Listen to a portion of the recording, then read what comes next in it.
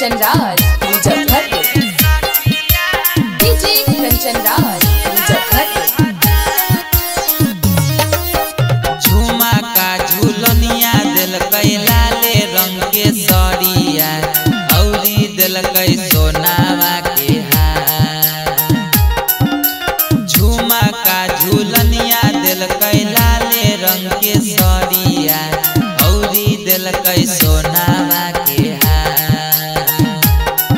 अरे लहकन में शादी हमर हो गेलई रे सखिया टोटो वाला मिललई भजा। अरे लहकन में शादी हमर हो गेलई रे सखिया टोटो वाला मिललई भजा। झुमा का झूलनिया दिलकई लाले रंग के सड़िया औरी दिलकई सोनावा के हार। अरे लहकन में शादी हमर हो गेलई रे सखिया टोटो वाला मिललई भजा। अरे लहकन में शादी हमर हो गेलई रे सखिया टोटो वाला मिललई भजा। Music Vibe Sensation। DJ Kanchan Raj Muzaffarpur.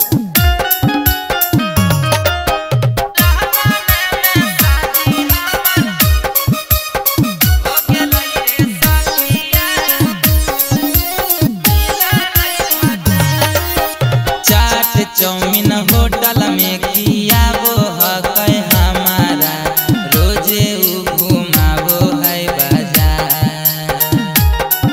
अरे चाट चौमिन होटल में खियाबो है हमारा रोजे उ घुमाबो है बाजार। अरे लहकन में शादी हमर हो गेलई रे सखिया टोटो वाला मिललई भजा। अरे लहकन में शादी हमर हो गेलई रे सखिया टोटो वाला मिललई भजा। Music Vibe Sensation। DJ Kanchan Raj Muzaffarpur. Dim Team Recording Studio, Rajgir।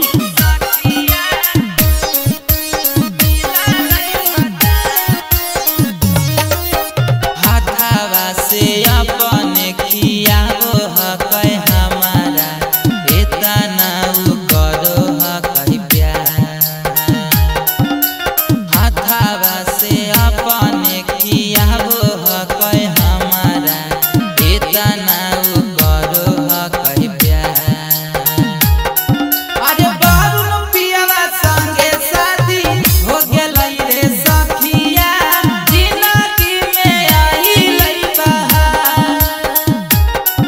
अरे लहकन में शादी हमर हो गेलई रे सखिया टोटो वाला मिललई भजा। झुमा का झूलनिया दिलकई लाले रंग के सड़िया औरी दिलकई सोनावा के हार। झुमा का झूलनिया दिलकई लाले रंग के सड़िया औरी दिलकई सोनावा के